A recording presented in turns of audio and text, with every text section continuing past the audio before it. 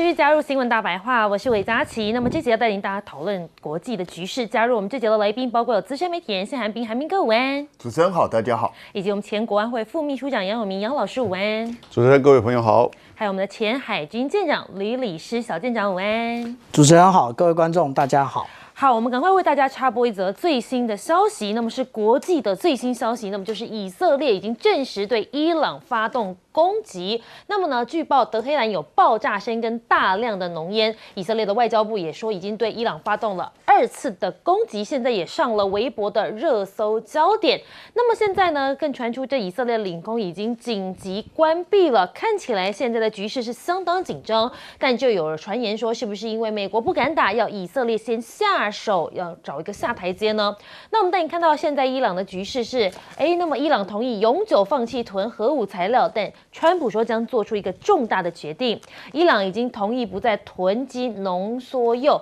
这是自这个2015年核协议以来最重大的让步，将对双方乃至于全球造成深刻的伤害。但是呢，这个川普呢却说，伊朗长期从事一个恶意的行为，即将针对如何处置伊朗做一个重大的决定。这个重大的决定是不是就是现在以色列跟美国发动的联合攻击呢？好，不满与伊朗谈判没有突破，美国总统川普当时就讲了，有时候就是得动武。他说呢，对目前谈判的现状不满意，伊朗并未交出美方必须得到的承诺，坚持伊朗必须彻底停止铀浓缩，以确保永远无法研发核武。美国拥有全球最强的军力，我很乐意使用武力哦，而且有时就是得这么做。现在对比呢，这个以色列的最新动作，大家也觉得说，其实川普是不是讲讲而已呢？好，现在各国撤侨，美国何时要打伊朗，有没有退路，也成为大家关注的焦点。美国驻以大使就讲到，如果要离开以色列，务必是今天离开。对比刚刚的动作，大家似乎也了解为什么他要这么说了。好，我们带你看到是中国外交部说，已经提醒中国公民暂时不要到伊朗去了，已经对当地在伊朗的中国公民加强安全防范，也叫他们尽快撤离。美国驻以色列的使团、非紧急必要人员，截至目前，英国、澳大利亚、德国、加拿大、瑞典、波兰、韩国、塞尔维亚等20多个国家发布了撤离警告或启动撤侨了。那么现在呢，防止美伊开战，阿曼的外长还特地飞到华府去会晤这副总统范斯，卢比奥下周还要去访以色列。而那么美国跟伊朗27号在瑞士日内瓦由阿曼居间穿梭的第3轮间接谈判，并没有在核议题上取得具体的成果。消息人士就说了，阿曼的外长周5要先去找美国副总统，然后国务院更宣布，这个卢比欧下周还要去访问以色列。不过现在以色列有这样的行动，这个访问是不是还会如期举行？外界也在十分关注当中。那么对伊朗采取军事选项 ，ABC 说了，美军中央司令部已经向川普来汇报可能采取的军事选项。消息人士也透露，美国跟以色列就是会采取联合行动，毕竟美军已经将数量惊人的舰艇跟战机部署到了中东地区，全部都在离伊朗非常近的位置。川普被美情报界打脸，他说伊朗的飞弹威胁美国还有8年。最新民调显示，美国人视伊朗的核计划为威胁，却不信任川普动武的判断，所以这其实在美国内部也有一些矛盾的地方所在。好，我们带你看到是，尤其是现在美国国防自己都是头已经很痛了。为什么呢？美国的航母问题不只是马桶堵了这么简单，舰上的650个厕所坏了将近90%啊！所以呢，这个污水横流，据数据显示呢，2023到现在，福特号因为厕所的问题请求协助就已经有42次了，2025年更高达32次。那么搭载了这个电磁弹射器的福特号，2018年9月共进行了747次的弹射实验中，就出现了10次的严重故障。所以你可以看到，他们现在其实是有一些问题，自己都还没有办法解决的。而福特号采用双波段雷达系统，可用起来才发现有很多的毛病，有时候信号会被干扰，有时候延迟识别目标的速度，在复杂的海况之下，很难准确的判断整个战场的态势。那么美军雷射误击自家的无人机，川普政府哀批无能又欠沟通。美国国会助理说呢，美军以高能雷射系统在美墨边境自家的空域击落一架无人机，结果后来发现这架无人机竟然是友军隶属国土安全部海关与边境保护局的民主党的国会议员，抨击这件事情暴露川普政府根本欠缺沟通，就连领导也是相当无能的。而这也是当地第2度使用雷射系统，上次使用的单位是 CPP。那么呢，虽没有命中任何的目标，但现在外界在看，这美国国防现在好像自己的问题也不少。我们先来请教一下航斌哥，这个最新的消息是以色列对于伊朗发动攻击，你怎么看？这个就是之前大家预测的，因为美国现在如果说他自己单独出手，他就必须要取得一个重大的成果，不然的话出手就没什么太大意义。那对他来讲，最好的方式就是以色列先打。以色列打之后，伊朗反击，伊朗反击之后，他就以保护以色列为名，然后再介入这场战事。这样子的话，美国可以随时选择抽身。那如果是这样的一个发展的话呢，其实就很明显的，就是美国一直等待着想要颠覆这个哈米尼政权，想要直接抓捕哈米尼这些情报，目前都还没有办法落实，所以让美国跟以色列不得不选择这样的一个方式。所以如果是这样的话，现在就是以色列已经进行了2波攻击了，那德黑兰这边也传出爆炸声了。那现在就看伊朗他会不会反击，他反击的力道如何。如果说以色列攻击的范围并不很大，然后伊朗也意思就发射几颗飞弹或者发射一些无人机做反击，那美国再小小介入一下，那这件事情其实反而看起来就是慢慢大家各自找个下台阶，就这样下去了。可能对大家也不是坏事。讲实在话，也就是大家记不记得去年在大规模轰炸伊朗之前，也曾经有几次就是以色列攻击伊朗，然后伊朗就先告知美军，然后伊朗回击之后就意思的这样，大家这样装一装就算了。那是不是又走这个模式呢？那可以去看一看。但是以现在的美军来说的话，恐怕还不适合他做大规模攻击的时候。为什么？就是我们刚刚提到的。福特号现在正去希腊修厕所，所以在他还没有回来之前，恐怕他还没有办法形成一个比较完整的战力。那中东各国目前得出来的讯息是，他们大部分不愿意借机场给美军使用，所以美军要发挥比较大的战力，必须要等到福特号回来。那这也是一个问题。所以现在到底是双方就此各自找下台阶就结束了这场中东对峙呢，还是只是掀起了一个在福特号没有回来之前，我们先进行一个试探性攻击，那接下来才来个大的，那当然还要继续去谈。可是这个谈判本身有个症结所在，也就是美国当然希望伊朗永远放弃他的核武发展计划，可是我必须说，美国自己心里头大概很清楚，伊朗是绝对不会放弃，他不可能会放弃，他放弃了，不是等于以后就是任挨打吗？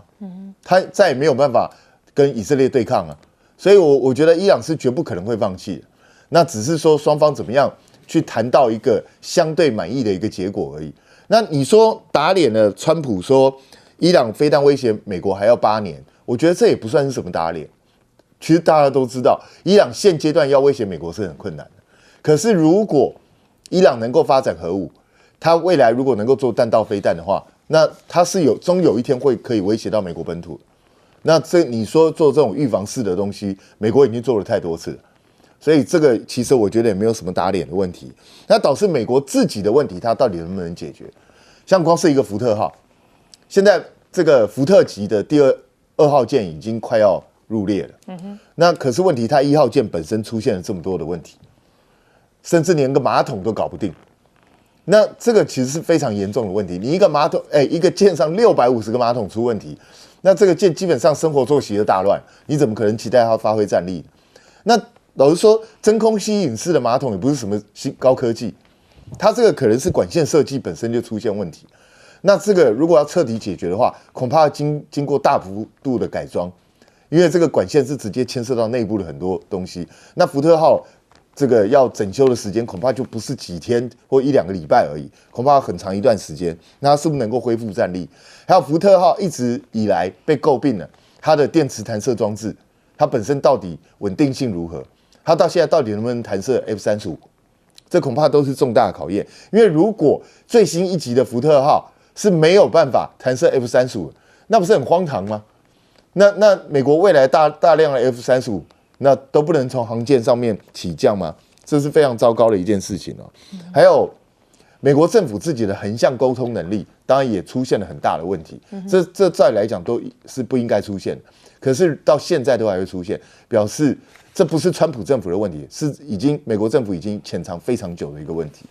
好，我们来帮大家插播最新的消息。那么到现在有很多的声音出来，那包括也有这个在对岸的报道有指出呢，这以色列跟美国已经筹备数月这样的行动了。而在以色列呢，他们的医院也开始把病人移到了地下去。那么为了确保他们的安全，看来现在两国呢的局势是相当的紧张。我们持续来请教一下杨老师，你又是怎么看呢？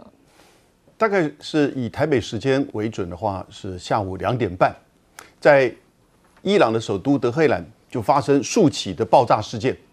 马上以色列这边就开始在关闭机场跟提高警戒。那我们就知道，以色列自己宣称已经对德黑兰产生就是所谓的预防性攻击，也就是他在打德黑兰。差不多20分钟之后，美国这边的消息从《纽约时报》知道，美国官方也说这次行动美国也马上跟进。也就是说，其实它可能是以色列先动手，美国马上跟进，或者是双方同时动手。不过最新差不多10分钟之前的消息，来自于《纽约时报》是说，美国说这个会比上一次6月的时候美国攻打伊朗的核子设施要更大规模，所以可能才开始哦。也就是说，不是单纯只是针对德黑兰，也许是斩首行动，也许是一些部分的情报地点。但是他的这个行动现在看起来可能会扩大，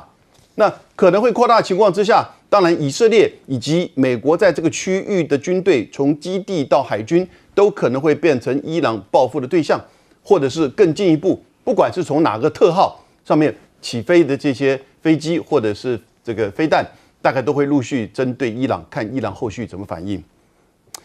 首先，我觉得美国大概知道，他不可能单独去打伊朗，他打伊朗，单独的打伊朗的话，他可能在面对内部的时候，他师出无名，或者是会比较弱。第二个，他如果单打伊朗的时候，这个情势会升高，会变成一个大国霸权大国去打伊朗，那你怎么结束？你要不然就是一个胜利，你要不然就是一个对方的投降式的协议。所以，如果他是跟以色列或协助以色列去打伊朗，则师出有名，以色列在美国的政治界还是拥有很大的影响力。第二个呢，它也可以有退出策略，我们叫 exit strategy， 也就是说，当以色列也许把这个情势降低，跟伊朗相互的彼此几波攻击情势降低的时候，以色列、美国也开始收手，所以达成了这种小打的目标，但小打又可能随时变成大打，那可能造成它的核设施的进一步的伤害，以及伊朗的革命卫队的影响。那美国基本上其实把伊朗视为它这个区域最大的威胁，可是这个威胁现在根本就是尾大不掉，你单独不可能把它给这个处理掉，而且你真的造成它动荡的时候，会造成整个区域不可测的一些变化。所以呢，用以色列打，然后美国协同的方式呢，师出有名，有退出策略，还有下一步的这种可能性。也就是说，他说不定可以进行到就是跟伊朗签订协议。不过我个人认为啊，一旦打了之后啊，之前谈到任何双方伊朗美伊双方达成外交协议的可能性，至少目前这道门已经关上了。那不管是不是伊朗愿意永久放弃核武，美国人根本不买这一套，不相信，伊朗自己可能也不太相信。所以呢，也就是说，这种和谈式的协议，大概目前这个是不太可能的。它有可能回到过去这种动态的相互威胁，然后呢，不断有情势升高的可能性，但是呢，又彼此克制。那当然，美国就希望伊朗内部的动荡，因为伊朗内部的世俗派跟这个神权政府之间之前这种抗议事件不断，如果在情势升高的时候呢，也许是下一次美国再这个出手的一个时机点。好，那我们要持续请教一下，就是舰长，你又是怎么看这一次的攻击事件呢？如果我们来对比一下时间的话，现在是华盛顿的时间的，清晨的2点多，意思也就是什么，这个决定是在深夜决定的。然后，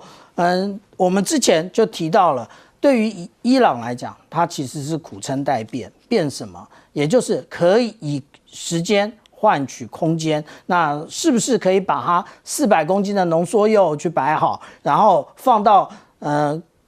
靠山这个更深的一个也就是储藏的空间里面？另外，也就是按照如果央视最新的一个报道的话，也就是现在以色列跟美国攻击的焦点其实是在于伊朗的总统府和政府大楼。那哈米尼也就是他们的政教的这一个最高的领袖，其实现在并不在德黑兰，但是伊朗的总统已经遇刺了，但是未遂。那这个都是我们看到有关于新华社相关的一个报道。那我们刚刚讲到说，有关于伊朗的策略是苦撑待变，那美国呢？美国等的是航空母舰。那航空母舰呢，如果按照最新的这个以色列的报道的话，其实它已经接近了以色列的海岸，也就是它已经离开已经离开了希腊了。其实当初我们看到这个川普总统不断的在讲说2个礼拜，这2个礼拜的时间，也就是航空母舰抵达的时间。那其实我们现在在台面上看到的所有的这一个谈判，其实大家都是走个过场，摆个样子。为什么？因为美国绝对不会让伊朗成为第2个北韩，也就是当他有核武器的时候，以后就讲不听叫不动了。那我们来看川普的这本书叫做交易的艺术，里面他特别讲到的最糟糕的做法就是不屑一顾。那其实他最好的方法，也就是凭借着实力达成交易，然后呢用杠杆创造最大的优势。那现在他没有杠杆，他就是等待实力。那我们之前呢看到这一个是约旦的空军基地，其实所有的战机都停得满满的。不过我们这一次最意外的是，并没有看到 B-52轰炸机停在这个迪亚哥加西亚岛。那它到底是从哪里派遣出来，或者是从美国直飞的？那我们并不知道啊。那另外，我们之前也看到了，这一个并不是在约旦，这个是在沙烏地阿拉伯。我们看到这一些都不是轰炸机，这一些所有的通通都是有关于E3的这个预警机，还有E11的它的空中通信中继机，还有的也就是空中加油机。所以我们看到美国其实是做好一切的准备了。那大家对于这个福特号的航空母舰啊，有各种的说法。那我再跟大家报告一个大家比较少听说的，福特号航空母舰啊，它上面的厕所里面没有小便池，意思是什么？大家都要使用马桶。那其实他这当初是为了性别中立，所以他把小便池通通取消了。那也就是他以这一个4600名到5000名的官兵来讲，其实呢，他只有18%的一个女性啊。那他做出这么大的改变，这个也就是当初大家所谓的这个 DEI 的一个想法。那如果你现在我们观众现在正在吃东西的话，请你先深呼吸一下啊。那这个也就是我们看到他们在清理厕所的实际的照片啊。那这个其实就是华盛顿号里面它的一个状况啊。那如果我们有看到网络里面有非常多乱七八糟的照片，那都不是真的，因为这种才是真正舰艇上的厕所，然后这个就是污水，那也就是这些污水呢就这样子流来流去。真正的问题是什么？真正的问题，它其实就是用真空抽引。那我们借用这个 A300的这一个，它也是用真空抽，就是跟飞机或者是高铁一样。它如果是超过2个以上，这里堵塞之后，对不起，它的这个负压力无法到达，那全部通通堵起来，这个才是真正的原因。好，我们稍微休息一下，广告之后回来带您聊更多的国际局势。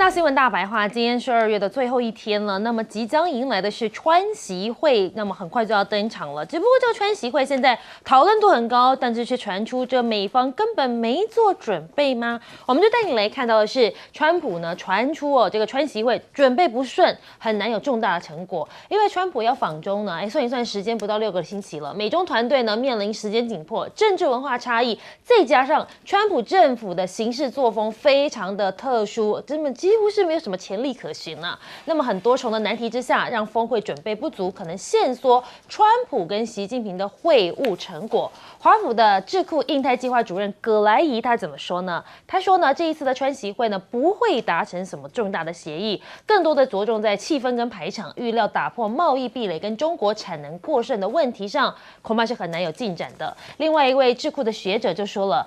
川习月初通话的时候无法取代这场可能具有历史重要性的会议准备程序。川普行前准备越少，出乎意料跟失望的可能性当然就会越大了。那么随着川普访中竟然是仓促上路，港媒爆料美方几乎是零准备，所以现在呢中方可以说是相当火大。南华早报的报道，他说呢，这届可能是本届政府任内最具有影响力的一次外访，但是现在却是有几个从未操办过这类峰会的人仓促来安排，几乎是凭运气来行事，倾向追求速战速决的成果。有知情人士透露了，在华府呢，现在有少数不具名的这个出访实务经验的人员也讲话了，以这样侥幸的态度来安排北京既担忧又愤怒，他们把这一次的这个会晤呢当作是一次的契机，但美方却不这么想。好，那么现在中美贸易会不会迎来危机了呢？你看，美国打算撤销大陆最惠国待遇，评估上调大陆关税对贸易物价有所影响。美国贸易委员会呢，国际贸易委员会呢，那么他们现在呢宣布启动调查，评估6年期间撤销中国大陆永久性正常贸易关系定位，也就是所谓的最惠国待遇经济的影响，可能推升中国输美商品关税。欧洲最大的港口鹿特丹西门斯警告，那么他说，中国出口往世界的产品正在持续推升地缘政治的风险，真正经济脆弱性是在货柜里装什么，有25%的货柜来自于中国，另外有超过25%运有陆制的零组件。现在美国启动调查了，大陆专家那么解读取消最惠国待遇或借此获得谈判的筹码。中国人大保健云教授说了，他说呢，这次调查并没有什么新意，但是就在提醒陆方这美国仍有部分的势力一直致力于推动以贸易限制措施来打压大陆。在陆美即将举行经贸磋商之际，不排除美国希望用这样来获得更多的谈判筹码。那么川普的关税现在被判无效了，调查点名美元将沦为最大输家，赢家会是谁呢？有人说呢，这美元变成最大的输家了，中国股市渴望缔造亮眼的表现。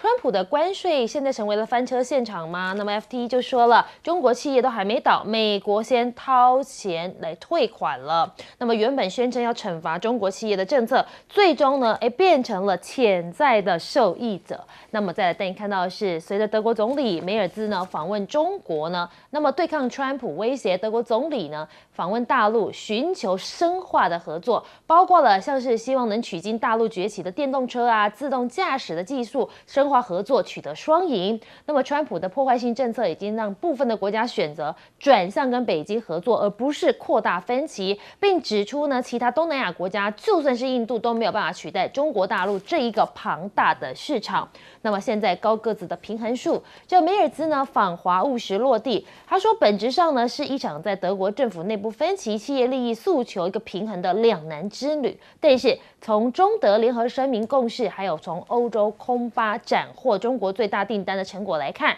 这场旅程还是实现了中德双方的务实共赢，为双边的关系找出了一个新方向。那么呢，从没有这么如此精心准备出访，中国怎么样让梅尔兹如此紧张呢？你可以看到呢，你可以看到这个川普的国情咨文发表之后，全篇都在吹嘘美国已经赢麻了。但是川普吹嘘的胜利，实际上却是在建立在损害盟友的利益、破坏全球产业链的基础之上。所以现在川普的关税大棒，让德国清醒地认识到过度依赖美国市场跟跨大西洋关系的风险。所以这一次到中中国大陆去正视这个总理为德国寻找破局之路不得不走的一个关键的最大一步。好，结束中国行了，德国总理梅尔兹就说了，他即将到美国去跟川普讨论关税措施，不像到中国去，他还带了很多的企业一起过去。到去美国见川普呢，就是他单枪赴会，足以见得这两边的差异了。那我们来了解一下，韩彬哥，你是怎么看这个川习会哦？这个川普现在是说完全都没有准备。如果他真的都完全没准备的话，就只是想要去亮亮相，然后展现一下，他跟中国大陆关系已经缓和了。那我会怀疑川习会到最后会不会根本到最后就不举行？哦，因为其实中国大陆到现在都还没有确认跟全世界说有川习会这件事。每一次你去问，他们都说啊，这个他没有进一步的评论，就是这样。所以我觉得这目前看起来还是有变数。因为对习近平来说，如果川习会见面本身是没有任何进展的，只是一个大拜拜仪式，大家亮亮相。那对习近平来说根本没有意义啊！他做这件事干嘛？因为习近平要的就是实质上，对中美两国过去的这2年的旗舰，是不是能够画上一个句号，然后有一个开创性的发展？如果没有的话，见面干嘛？毫无意义啊！习近平每天要见一大堆人，他其实很没空。所以我觉得中方当然会非常重视，毕竟美国是当世最强的国家，他当然会很在意跟川普见面。可是问题是，如果川普并没有什么诚意，也没有想要什么突破性的进展，那对习近平来说，那相见不如怀念，就干脆不要见好了。所以我觉得这现在可能整个关键就在川普身上，川普到底想要借由川习会得到什么样的一个成果？因为对中方来讲，几个重要的问题嘛，台湾问题当然是重中之重，然后关税问题，然后中美之间彼此贸易，美国对中国大陆的制裁到底会不会降低？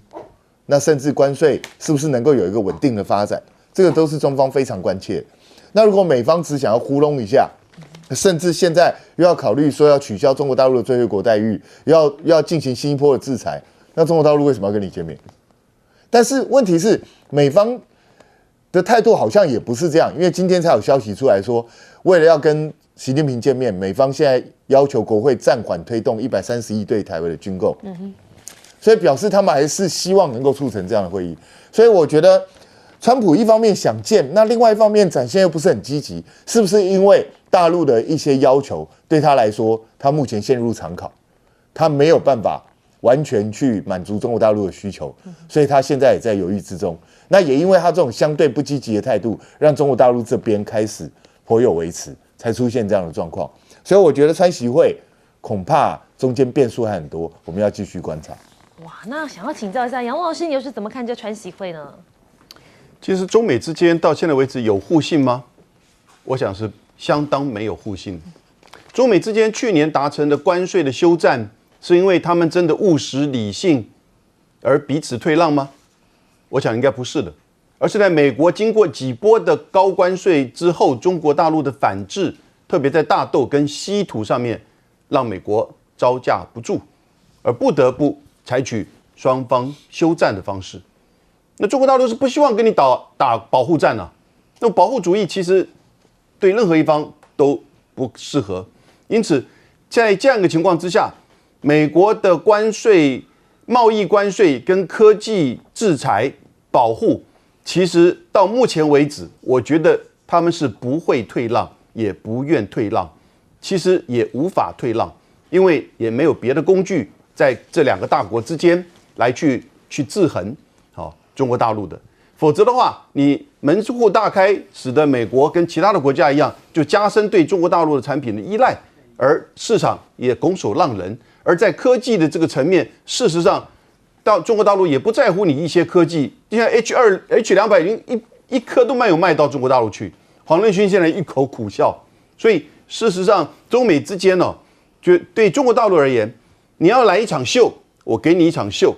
你要跟我谈，我们就做实质议题的谈。但目前看起来，川普大概只要一场秀。可是这个秀不是只有在4月份，因为他原来预期4月份去，8月份习近平到美国，然后呢，到了年底的时候去深圳的 APEC， 以及去华盛顿的 G20。那这样子4次的往返，说不定就能塑造起，也就是在这过程当中，透过谈判，川普可以去影响习近平，影响中国，照川普的思维去做推陈。但是这种想法，我觉得现在他们发现太天真，做不到。所以4月份如果去了，就算是一个外交秀，有没有8月份，我高度怀疑。因为这个时候，习近平不会去到你这个主场去做一场秀。习近平不需要一场外交秀了，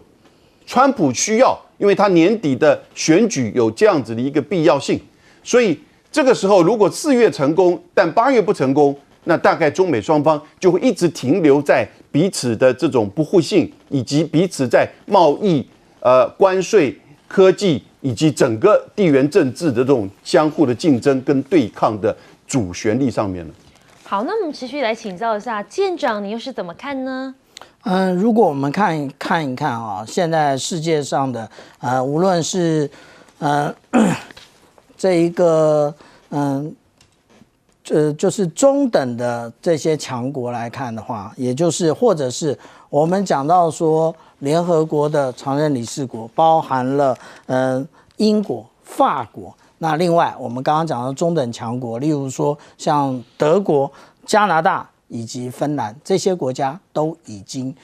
在3个月之内，他们的领导人都已经走访过中国大陆了。为什么？因为其实川普是不被信任的。那这一次德国总理他前往的时候，他不是只有自己一个人。我们就讲以人工智能这一个领域啊，他带了7家公司，包含了宾士、B&W、福斯汽车、西门子、空中巴士，带了这么多的企业去。那如果以先进的机械制造的话，带了我们刚刚讲过的其他之外的8家公司去。那有关于清洁能源以及环保科技也是不重复的4家公司。我们想一想，这只是我罗列出来的3个领域而已，其实有7个领域。那也就是这么多，为什么德国要派这么多的公司的领导人到这个中国大陆去？因为商机在那里。这一些政治人物想的是去中，可是呢，对于这些现在苦撑待变的这些企业来讲，为什么苦撑待变？因为他们对于德国来讲，他已经没有便宜的能源，也没有中国的市场了，所以他现在想要重回中国的市场。那他重回这个市场，所以他要先来看一看这么多年没有交流过的结果是什么。但是我们来看看，现在大家都对于美国不太相信啊，甚至我们讲到说这个3月底4月的这一个川习会啊，甚至中国现在正在想，是不是有什么筹码可以呢，作为退让美国总统可以大做文章、做大外宣的部分呢？那我们来看看啊，其实刚刚永明老师讲到说有关于8月的部分，其实8月的部分，那也就是决定了这一个我们刚刚讲到最惠国待遇的这个时间点，而且呢，明年的10月，也就是贸易休战的这一个协议啊，1年到期的时间。所以现在4月如果不成的话，那这个问题非常严重啊。我们看一看美国国务卿卢比欧他讲什么？他讲说现在中美两国已经达到了战略稳定。虽然分歧问题依然存在，但是作为世界2大经济体的中国跟美国啊，那如果领导人不互动，那其实是不负责任的。但是现在的问题多到什么？因为原来可以讨论的，现在已经快不能讨论了，也就是有关于日本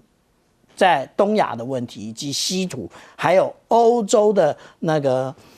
是欧洲该怎么样定位？其实这一些让美国左右为难，所以最后可能就变成大家握握手、相互拥抱，可是缺乏实质的内容。好，我们稍微休息一下，广告回来带您继续讨论。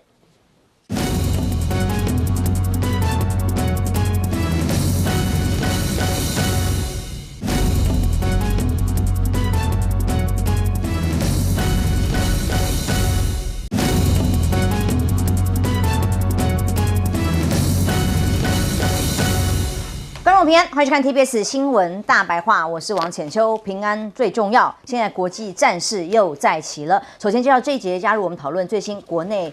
国际大白话的来宾，第一位是退役中将赵华明将军。主持人好，各位观众大家好。台大哲学系教授苑举正老师。浅秋好，各位观众朋友大家好。政大国关中心兼任研究员严正生老师。主持人好，各位观众大家好。刚刚也一直在关注最新的消息。喊着要打伊朗最新的宣布，包括了以色列最新在以微博热搜，刚刚很多的新闻推播都出现了。以色列首先宣布攻击伊朗，这个大规模的空袭跟攻击呢，最早是由以色列来先宣布的，到了隔了大概半个小时甚至1小时之后，才有这个美国由川普再来跟进，因为伊朗已经首都发生了大规模的爆炸。那么以色列宣布攻击伊朗之后呢，新华社的记者甚至在伊朗首都说听到了德黑兰发出了爆炸声。而以色列的国防部长卡兹已经公开宣布对伊朗发布先发制人的攻击行动，代号就叫咆哮雄狮。以色列全境也响起了警报，因为呢立刻伊朗也发起了反击，对于以色列发起了飞弹的攻击。不过到目前为止还没有传出伤亡的消息啊。伊朗的总统呢到哪去了呢？目前传出来的新闻是说遇刺未遂。川普证实发起了军事攻击的对象，当然也有伊朗的总统，包括了卡米尼啊，现在被传出来直接是移到安全的地方去，没有留在国内。那接下来的攻击行动还会到哪个程度不知道，但川普是直接自己在 Truth 上面公布了最新的8分钟影片，告诉大家已经对伊朗展开全面性的军事攻击行动，目标是要透过铲除来自于伊朗政权的威胁，保护美国人民的安全。不要忘记哦，其实美国边打边谈判，因为谈判才刚26号还是跟伊朗的人继续在所谓的和平啊，要削减核武啊，继续在谈的哦。在谈判同时进行的时候，却也进行部署，随后展开了攻击。美军大规模这个集结之后呢，川普就说对伊朗的核谈判失望的，有时候不得不动武。这个是在发生之前他就已经表达了这个叫做准备热身的讯息谈话。那么果然在外界很多的引述就例如说先前在正式宣布发布攻击行动之前，就看到说，第一次美伊爆发危机后，发生了有美军中央司令部向川普简报攻伊选项的简报消息，还有卫星的影像都显示，伊朗局势紧张的时候呢，美国在沙特阿拉伯啊空军基地啊都增派了军事实力，这不只是空军的飞机架，还有这个人员的集结都出现在这里。而美伊的战云密布之下，美军的航舰压进中东，包括福特号，不知道厕所修好了没？福特号航母也抵达了这里，跟林肯号会合，中东形成了美军的双航母的这样的格局要镇压。而大陆的方面呢，也罕见发布要撤离伊朗的提醒。其实现在以色列的住在的公民很多也被发布要赶快撤离哦，因为呢担心伊朗的报复。果不其然，其实现在的空袭行动已经展开了。美国也更新在攻击之前就更新以色列的旅游警示，说呢非紧急人员必须要离境，要求大家赶快离开，显示了这个战云密布，前夕就已经有了讯号。那么大陆方面也向伊朗派遣了攻击性的无人机吗？所以呢在真的打下去之前呢，双方都在准备啊，双方也都在谈，双方也都在部署。而北京方面，这个根据地区情报官员的说法，这也是报道的一环呢说向伊朗输送了巡弋飞弹，还有所谓的神风特攻队无人机，两国就伊朗购买的中国东风17飞弹进行了咨询。也就是说，现在伊朗有多少反击的能力，面对美以的联手攻击呢？现在就看到底有没有足够的武力啊。那么接下来看看巴基斯坦跟阿富汗也是另外一个突然就冲突打起来的地方。这个是在26号晚上边境地区突然发生了激烈的交火我们在过年年假之后看到这个画面的时候，大家都觉得有点惊讶，因为太突然了双方在没有太多事先的预期的情况之下发起了交火攻击，双方都说对方率先挑衅，并称已经击毙的对方大量的士兵。目前所公布出来的消息有说400多的，有说300的，可能的确有一定的伤亡人数在当地发生。那么也对互相都说对对方展开了公开的战争，是由他们巴基斯坦的国防部长所发布的。这个冲突升温之后呢，中方的态度非常的想办法。他说会以毛宁的发言人的回应是说，中方一直希望透过自身的渠道去斡旋双方的冲突、巴阿的冲突，希望政局可以降温，希望改善，不要打下去哦。那跟中国刚好相反的是川普啊，川普很开心的说，巴基斯坦打得好，做得很好，听听他怎么说。Pakistan has waged a war against Afghanistan. Have they asked you to intervene? Has anyone reached out to you on that? I would, but I get along with Pakistan, as you know, very well. Very, very well. You have a great prime minister. You have a great general there. You have a great leader. That I think two of the people that I really respect a lot. And I think that Pakistan is doing terrifically well, yeah. 中国大陆是努力表达希望能够让双方不要打下去，要和平。川普说巴基斯坦打得好，这是我尊敬我很好的领导人哦。所以川普是期待这场战争发生的吗？如果对比之下，再来看看是不是离间计哦。因为川普打了一通电话，打给了这个阿联酋总统，讲了什么？跟你说告诉你不要告诉别人说沙烏地的国王在访问白宫期间要求我们要制裁你们的国家所以因为阿联酋有一个政府组织支持的苏丹内战的武装组织，我跟你说林秉佑叫我制裁你，那这一听是当然引起了阿联酋极度的不满啊，双方引起了高度的冲突跟争端啊。虽然事后官方全部都出来辟谣，包括各方的外交单位的人员，但这通电话当然引起了两个国家之间的恩怨情仇，这就是川普要的吗？而将军现在正式的攻击开打了，伊朗已经进入了战争状态。我前面把刚刚讲的两个信息解释一下，为什么打电话给阿联酋挑拨离间嘛？这是第一个。第二个，为什么说巴基斯坦打得好？因为川普很怕中国大陆的一带一路因为这个战争而终止嘛，因为阿富汗跟巴基斯坦干起来的话，将来中国的一带一路就停在巴基斯坦，不能到阿富汗，所以这两通电话背后都有政治阴谋在里面。第二个讲这个以色列跟美国开打伊朗，昨天还在谈哦，昨天释放出来的消息，核子武器可以浓度稀释或者移送别的地方，双方都认为谈判很有进展。突然今天动手了。我们再看看新闻，25号是不是美国的国务卿跑到以色列去商量什么？我们再回头看美国的参谋联席会的这个参谋首席的参谋长向川普怎么报告，说我们库存的弹药不可能打很久，顶多3-4天，因为俄乌战争已经送了很多弹药去了，以色列跟巴基斯坦的战争也用了很多弹药，所以库存品不多，只能维持3到4天。那么3到4天作战量不够，所以才要以色列参加。以色列今天也讲了，他的弹药也只能维持4天。这些信息都证明一件事情：谈判里面，美国要求的不只是你核子武器要稀释、要废核，而且还要把你导弹的数量给限制或者销毁，就跟当年要求乌克兰一样。那伊朗当然不同意，川普在美国所有的政界跟军界里面反对出兵伊朗，因为这将来搞不好会是另外一个泥淖，就阿富汗的泥淖一样。那川普是伊克季的主战派，所以他前面放出来话，小打不行就大打，小打是有可能的，也就是今天我刚刚讲的，参谋联席会说你有3天的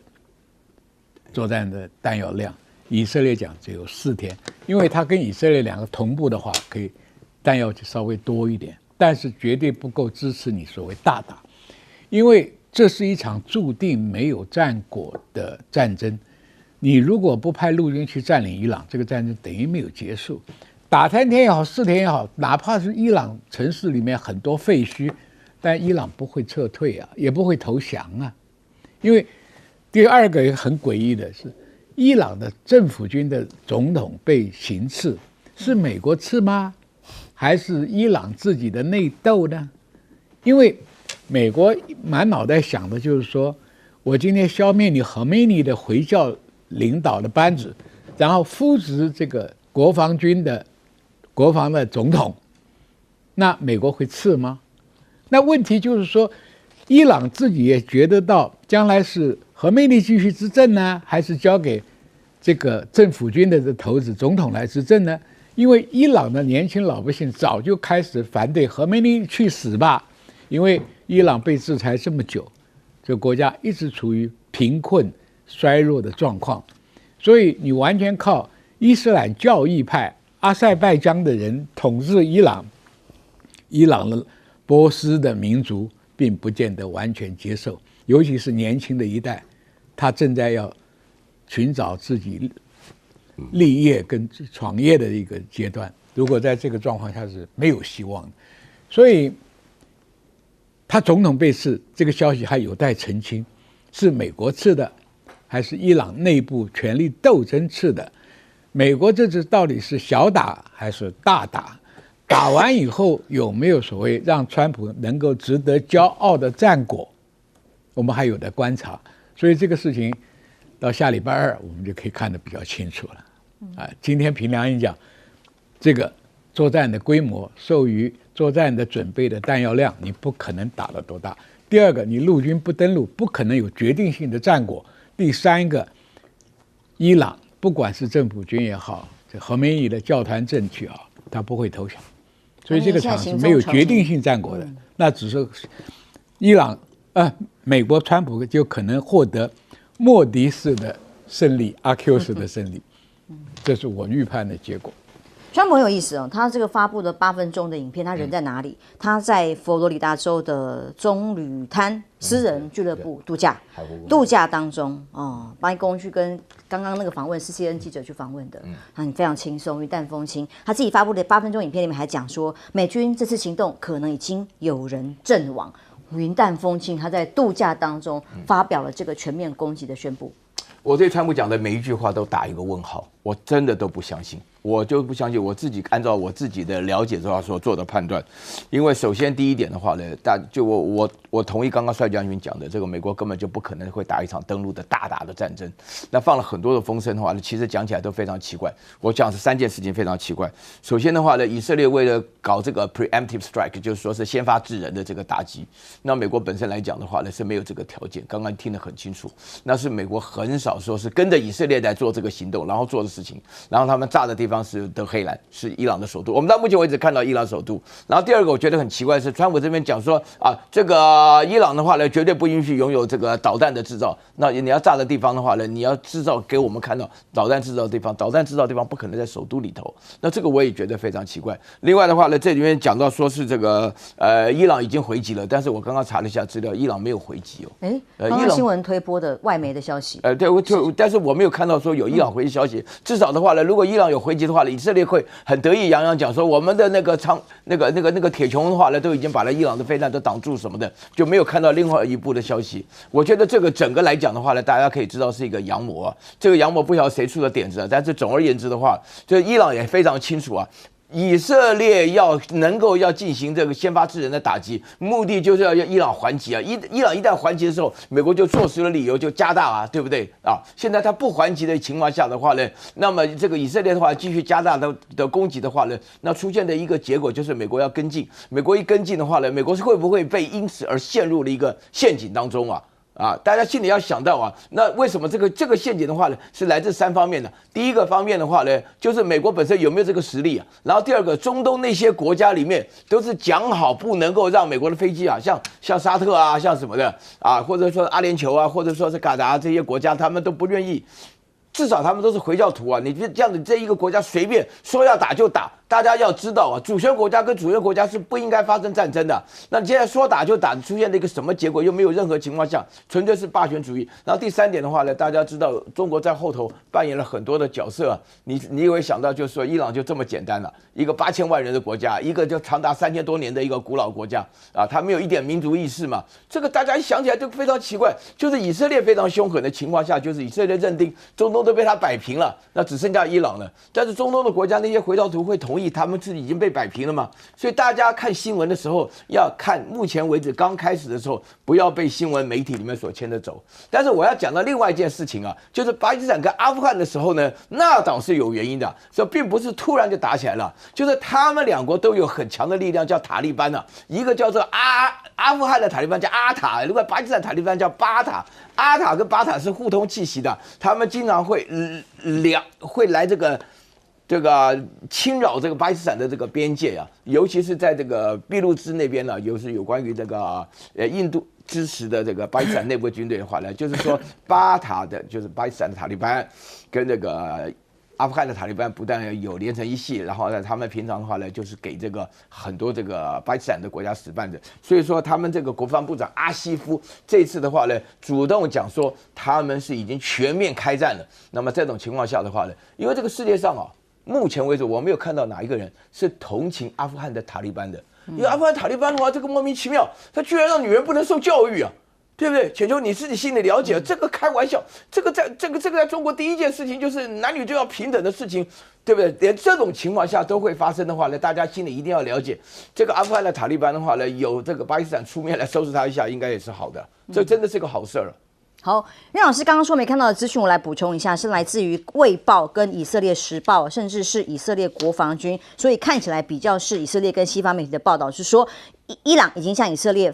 北部发动了弹道飞弹的报复攻击，至少攻2枚啦。哦，那另外呢，还有以色列、伊朗方面也政府公开的宣布，扬言将进行大规模的报复，那才会让以色列高度的警戒。林老师，我想伊朗的这个状况啊，在这个川普的国情咨文当中，他就提出来了嘛，大概要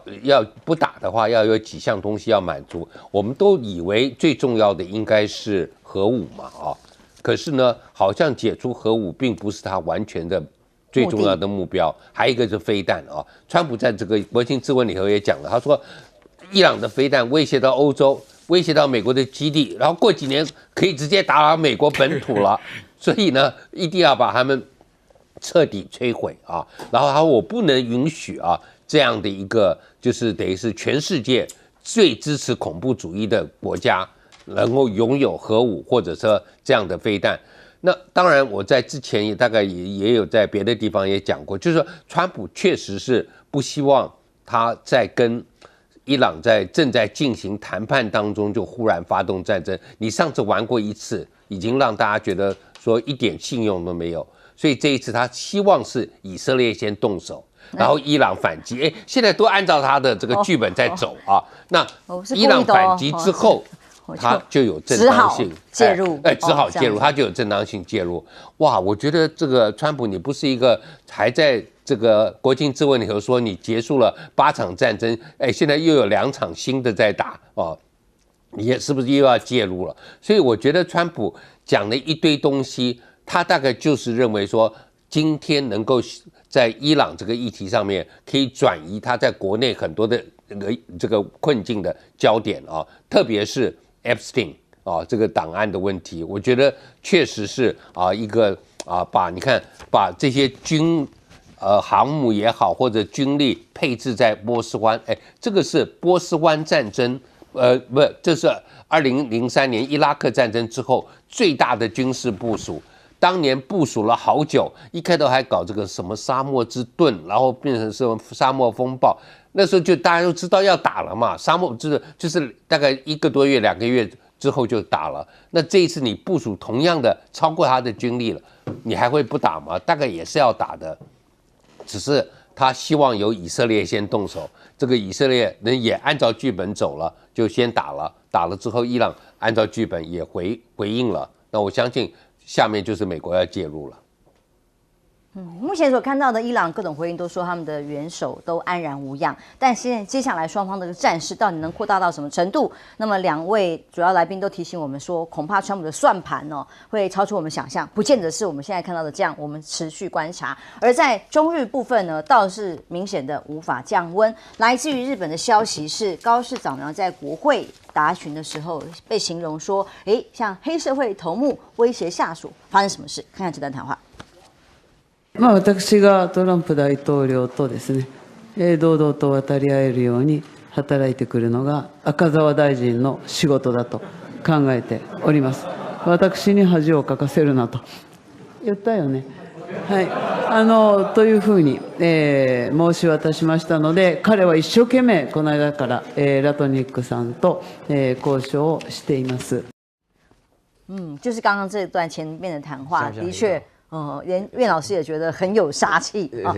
就是很有威慑感。但那样的一段对话被形容，哎呀，像黑社会头目吗？但他自己讲出来，觉得这个是我下达的军令，一种他权威的展现。那么现在有几个报道分别的爆出来，包括了高市早苗在中院选举大胜之后呢，送了315名自民党的议员礼物，外面包装还写下的高市的名字。这个礼物呢，据说这个花费超过了1000万日元，大概200万台币啦哦。那么高市就被党内其他党的这个议员们批评，说是把党当成首相的钱包到处把自民党的钱都拿来随意的运用吗？那么甚至有个错觉，选后产生了做什么都会被原谅的错觉吗？毕竟现在是大胜的喜悦在自民党在高市早苗的团队里头。当然大陆的部分对日本的冷淡呢，是刚刚制裁了20家的日本公司。日本的大使为了要在这个天皇祝寿，台湾其实上个礼拜也有好多庆祝的活动了，这个日本的在台的单位。那么在中国大陆这一场庆祝活动里头，日本驻华大使金山宪治致辞说，日中关系到如今以来已经经历了寒冬，但是破冰之日必然来临。真的吗？强调两国未来必然要沟通，但真的沟通有门吗？看起来不太容易因为以这场庆祝活动来讲，中国大陆是没有派高级官员出席的，而这一次中国大陆再次发布了日本的旅行警告，同样也是个警讯，在过年期间发布了这个要求警告了尽量让人民不要到日本旅行的警告，这次又来了，是因为有中国公民在大阪遭到抢劫，中国再一次的发布旅游警告，说公民不要到日本去旅行。而日本的防卫大臣小泉进次郎说美国拒绝在国防领域使用中国零件的做法值得日本仿效，所以我们被抵制吗？我们被限制吗？没有关系，我们要作为日本保障武器稳定供应的指导方针，将会推动供应链的多元跟技术自主。看起来是不用怕吗？这个的确扛得住这一连串的这个所谓的物资稀土的出口限制吗？有待观察。但在美日菲的这个巴士海峡联演引起了关注，是因为在这个大规模的演习里头呢，日媒捕捉到了有共舰大陆的军舰尾随在后，这个发生在24号的演习地点在巴士海峡附近，那么把演习的位置扩大到南海以外。这个画面就是日本的媒体发布说，我拍摄到了共军船舰尾随在后，认为解放军军舰多次出现在菲律宾跟美国的舰艇附近，那么当然也是互相有一种紧张的氛围在吗？而这个中国大陆正在快速的建造核潜艇，是这样吗？因为美方的英国智库还有美方都引起了一个高度的关注，甚至智库的分析报告说，中国的核动力潜舰生产能力的速度跟质量都超过了美国。2021到2025年之间，中国新建了10艘的潜舰，而美国的部分到了7艘。而发现里头更让人担忧的是，这其中海军的实力，新的美国的潜舰生产停滞不前，各种技术能力也会在对峙上出现的危机。所以在这种危机的气氛里头，美军的雷射误射自家人就不意外了吗？这个消息真的很尴尬。这个是美国国会在一个助理透露，然后在美国新闻也引起了很大讨论的，就是美军以高能量的雷射系统在美墨边境打下了一架无人机，结果打下来之后发现，这架无人机竟然隶属于国土安全部跟海关边境保护局，所以自己政府单位打下了自己的无人机。发生什么事情？那当然，国会议员都批评五角大厦跟航管边境最高单位都缺乏沟通吗？怎么会发生这么离谱的事？而现在国防系统正在大变动，大家知道的。但其中这国防部长赫格塞斯的做法一而再再而三，就是要阻止跟所谓的常春藤学府有任何的接触吗？继哈佛之后，最新的宣布是五角大厦正式切断跟常春藤盟校所有顶尖大学的联系，也就是说，这些我们帅将军之前曾经讲过，非常优秀的军官，除了他们本身的军事专业之外，都会送到这些哈佛啦顶尖学府去做学习，所以他们的能力是可以纵观的，更有知识上的这个特定的水准的。但现在是用禁止的方式要来对付这些大学，但对付的到底是谁呢？将军，这个是自我作践。这个美军的军官有很大一笔来源是从 ROTC 转来的，因为 ROTC 可以招到素质比较优的学生，再充任美国的中低级干部，然后晋升到高级干部。因为你在基层干部里面只负责战斗了、战术了、对不对？当然，你当了高级军官，你就必须要对产官学各方面的科技要有一定的尝试。你担任一个很重要的界面，什么意思呢？我了解科学的东西，我了解太空的，我了解空中作战需要的先进武器的规格什么东西。这个时候就不是那种负责打仗的丘巴埋着头打仗。对，所以海格上司他们本来就有一点自卑感，尤其是哈佛。尤其是川普对哈佛的这个批评，所以他杜绝了这个军事官的进常春藤学校读书。我一个朋友的儿子就在 ROTC 啊，在大学还没毕业就拿了奖学金，大学毕业了又可以去修硕士，然后转到美国军官去服务。所以他的普通科学常识基础扎得很稳，将来在建军的领域上要比备战上要做。什么叫建军？我的军购要怎么做？我的武器发展要怎么样？我家的国力有多少？我能获得的预算有多少？我如何规划我5年、10年的这个军事上装备的规划？所以，如果你斩断了 ROTC， 我跟你讲，美国以前的优势就从此没有了，这不是一件好事。第二个，误击的事件，在战场上作战的时候，误击的事件会很多，因为兵荒马乱呢，忙中出错。但是你平时就发生这个问题，也无奈美国总统会、国会会来批评，因为平时一切状况都是很安定的。那你去开火射击之前，要不要辨识啊？对啊，对不对？你什么都不辨识就把它击毁，所以代表你内部的军事作业的纪律的疏忽跟松弛，才会有这种事情嘛。作战的时候，我跟你讲，误击事件太多了。那个可以情有可原，但这个是不可原谅。所以另外讲，刚刚那个黑道威胁高市早苗，那是有意义的事哦。因为美国关税自从大法官作废以后，日本原来享受的优势就没有了。你关税15%，现在作废，那你前面答应的投资美国5000亿的投资，你还是在框架协议里面。那你将来关税又恢复，那对于日本来讲不是好事啊，所以这个质询是有意义的，因为原来美国的关税作战对日本是有利的，对台湾是有利的，好像是有利的，但是这一作废以后，我们关税还要加 N 都不利哦，都应该重新开始谈判哦，重新谈哦，结果我们政府说不谈，就维持那样，那我不晓得将来这个后果怎么接受？让我们只要相信就好。苑老师怎么看中日现在最新关系的发展？我觉得中日关系发展的话呢，看到这几条消息，大家会出现一种恍然如隔世的感觉啊，就是中国对于日本的态度跟日本对待中国态度基本上是鸡同鸭讲，完全不在同一个频道上啊。那日本的话呢，基本上还要借着天皇过寿，在中国的日本使馆里面办这个活动，而且还对于中国没有派代表的参加感到遗憾。我们作为一个中国人，在台湾都可以感觉到，现在大家都认为真正2次大战侵略中华的战犯天皇就属于有一份啊，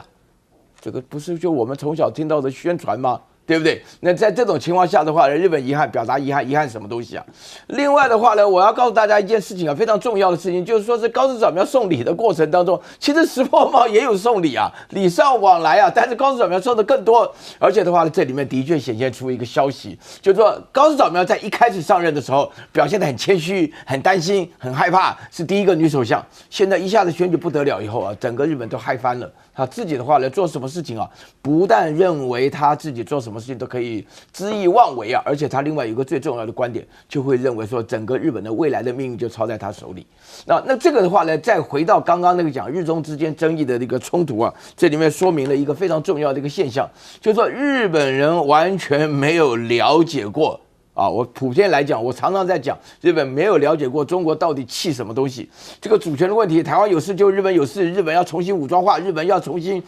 推动他们的右翼军人的站起来啊，然后这个有关于他们自己的这个国家的正常化啊，甚至于的话来放弃他们的反核三原则。日本人好像都没什么感觉，但是中国人的感觉极其强烈啊！你现在居然拿了一个天皇过寿来去说事情，那这个的话呢，这个小泉进次郎里面讲的观念更好笑，就是说如果你真的那么厉害，像美国一样的话呢，那你就在讲说，那前几天的话呢，大陆一发布，从2026年开始过新历年2个法律，过旧历年2个法律，你都可以直接讲啊，我们就不要跟你拼到底啊！他自己完全不了解，而且这边讲的更好笑是日本驻华大使金山先生，他还认为说什么？他还认为说，那个我们这个两国之间的沟通持续的重要性，但是中日两国关系的破冰之日是指日可待，迟早会来。开玩笑，哪里有这种事情啊？我必须要坦白强调，这个基本上是中国所对日本所进行的一个阳谋。我自己觉得说是从2025年的11月7号，高市早苗讲了台湾有事就是日本有事，而且用了生存存亡危机的事态，把事情讲成这个样子的话呢，可以看到大陆所有的外交官、所有的国防单位以及所有的商业单位都已经充分的表现出来，强调这是日本在进行偷袭前的准备。我必须坦白讲日本有没有偷袭我们不知道，但是日本有偷袭的记录啊。那这些记录对中国来讲的话是铭记在心啊。所以说，作为战败国的话，现在大陆一定要用法律也好，用经济也好，甚至要用这个外交方式，把日本苦苦的限制住。而日本的话呢，完全不了解事态的严重性，这个是才真正的日本的存亡事态危机啊。林老师，我想就是跟着这个袁教授的谈话日本就是说他现在单方面感觉他可以跟中国在打交道，我觉得有点像一对情侣吵完架之后一方还觉得关系不错，另外完全不知道他已经就是对方根本懒得理他了，但是他出去大家外人看也觉得说你们关系不好，但他自己觉得说没有我还在跟他改善关系，我们还可以我觉得这个是一个就是等于是掩面不看真相的一个状况我觉得这一点对日本也不是什么好事。我们当然希望双方能够互相取得一个谅解，但是不能就是假装没有看到问题的存在我觉得现在这个是日本比较大的问题。那另外这个 RIS 讲到就是中国的这个核武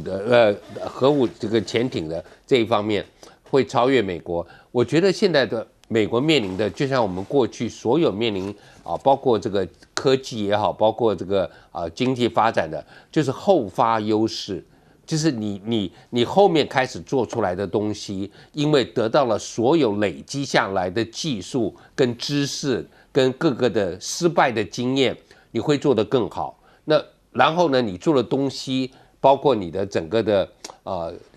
质量比较新。所以又比他们旧的东西要好，我想这个是后发优势。除非美国今天投入大量资源，开始也造潜艇，否则的话，未来我觉得说包括航母美国都会被中国慢慢的追，不一定追得上，但是至少就是它的会比你新，你的比较旧所以这个是美国自己要去想一想，就是也难怪我看到的川普就是会想要淘汰一些旧的东西，但是你今天要花这么多钱来做，你现在